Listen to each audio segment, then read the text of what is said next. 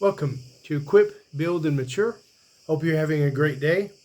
And as I like to do on Tuesdays, I want to give you a word of encouragement. So, as you look through Scripture, God did a lot of miracles.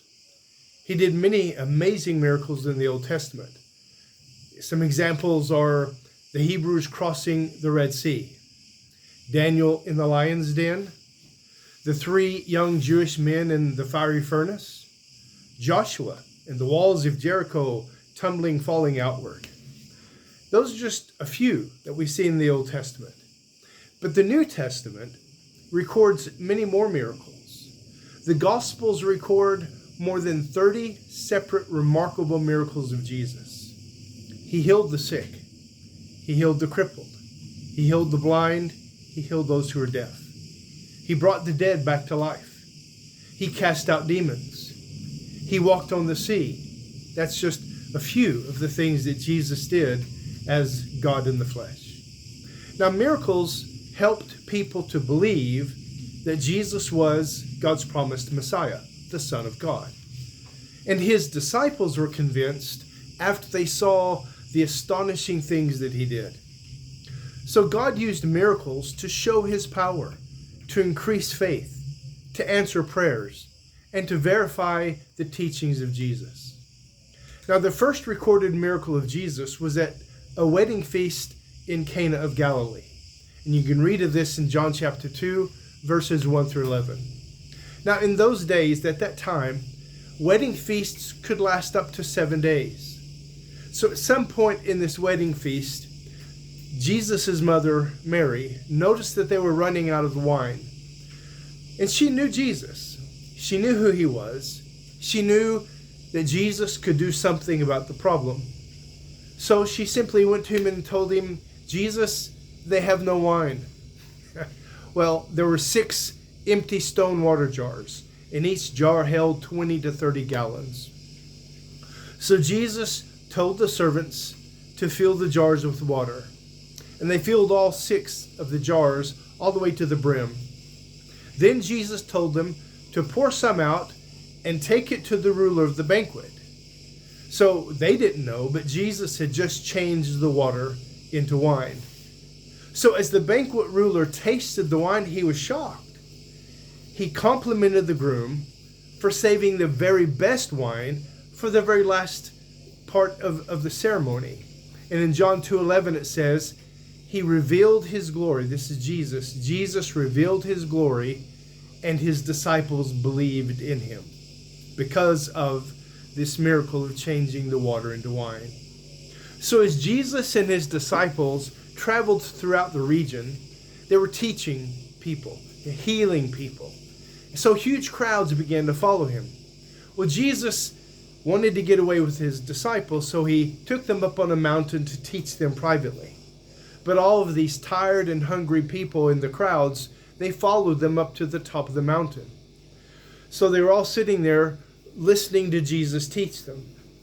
Well, Andrew found a boy with 5 barley loaves and 2 fish. And after Jesus blessed the bread and blessed the fish, the 12 passed the food out to the crowd. And everyone was filled. No one was left hungry. They gathered the remaining food, and there were 12 full baskets remaining from what Jesus had made out of 5 loaves and 2 fish. Every day, a blind beggar sat in a place where many people would pass by. Perfect place to beg. He begged them for money. We read of this in John chapter 9, verses 1 through 7. Well, on one Sabbath day, Jesus and his disciples, they were walking by, and they noticed this blind beggar. Well, it was common knowledge that this man had been born blind. So he's blind from birth. And Jesus' disciples asked Jesus, "Why is this man blind?" Well, Jesus said that his blindness was allowed so God's glory would be shown in him. Well, Jesus spit on the ground, reached down and mixed the dirt and spit to make some mud. Then he spread the mud on the man's eyes, and Jesus told him to go wash his eyes in the pool of Siloam. Well, the blind man obeyed Jesus. He went to the pool. He washed the mud off of his eyes. And immediately, his eyes were opened. Just think. He had never seen the faces of his parents. He'd never seen the faces of anyone who was in his sphere of influence. He had never seen the sky. He'd never seen the sun. He'd never seen the moon. He'd never seen birds. He'd never seen animals. He'd never seen trees. Now, he could see everything. His world changed. So his neighbors asked, "What happened?" And he told them what Jesus had done for him.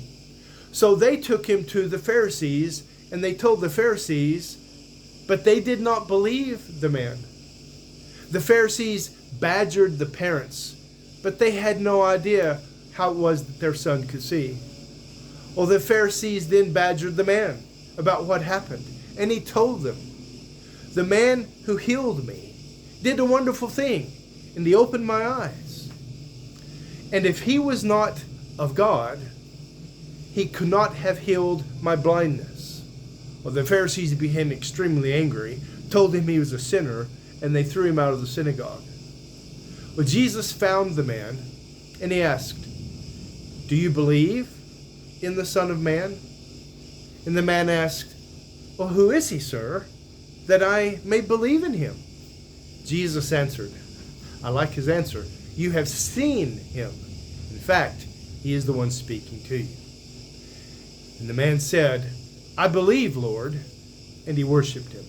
That's John chapter 9, verses 35 to 38.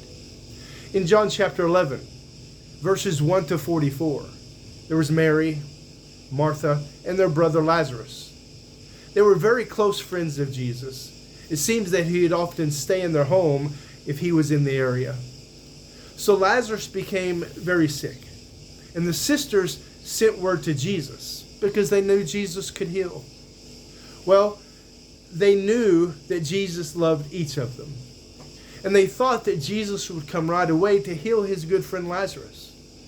Well, when Jesus got the news, he knew Lazarus would die, but he also knew that he would raise him from the dead to show the power of God, to bring glory to the name of God. So when Jesus and the 12 arrived, Lazarus had now been dead for 4 days. Family and friends were with the sad sisters trying to comfort them in their grief. Martha heard that Jesus had arrived, so she ran to him, and she said that her brother would not have died if Jesus had gotten there in time. Well, Martha then went and told Mary that Jesus was here and he wanted to see her. So Mary ran to Jesus, fell down at his feet, and told him the same thing. Just exactly what Martha had said. So then they took Jesus to the tomb, which was a cave with a large stone rolled in front of it. And it covered the entrance. So Jesus told them, "Remove the stone, because you need to see the glory of God." So, stone removed, and Jesus prayed. He prayed to God, and then he shouted, "Lazarus, come out." And Lazarus came out of the tomb, alive, still wrapped in the burial garments that they had put on him. And many who saw that amazing miracle at that point, they believed that Jesus was God's Messiah. They believed he was the Son of God because no one could have done this without the power of God. On Jesus' last night on earth with his disciples, they shared the Passover meal, and then they went down through the valley and went up over to the Mount of Olives. And read of this in Luke chapter 22, verses 39 to 51. Well, Jesus knew that his death was near, so he was praying. His disciples were nearby, falling asleep, and he knew exactly what was about to happen. So he was in deep distress. So he knelt down and he prayed. And after praying, he got up, went to the sleeping disciples, and woke them up. As Jesus was speaking to them, a large mob arrived there in the garden. They all had swords and clubs, and Judas led them to Jesus. Now, before the Passover, Judas had met with the chief priests who wanted to hurt Jesus, and he agreed to help them for money. We read of this in chapter 22, verse 35. Judas, as he arrived at leading this mob of people with swords and clubs, Judas tried to kiss Jesus. But Jesus stopped him and asked him, "Are you betraying the Son of Man with a kiss?" So the 11 were ready to fight for Jesus. Peter swung a sword and cut off the right ear of the high priest's servant. Jesus touched the servant's ear and healed him. That was Jesus's, think about that, putting the ear back on a man who came to arrest him unjustly. That was Jesus's last miracle before he died. What an amazing statement about Jesus, the Son of God. The amazing miracles, these that I've listed, it's a few in the Old Testament, many in the New Testament, they verified in God's inspired word. Those are there to help people believe that Jesus was the Son of God. I want to encourage you today, let this history, as you read the scripture, let this history increase your faith in Jesus. Because without having faith in Jesus, life is pretty empty. Life is pointless. I encourage you, discover who he is, discover what he did, and let him change your life. Thanks, guys. Hope you have a great day.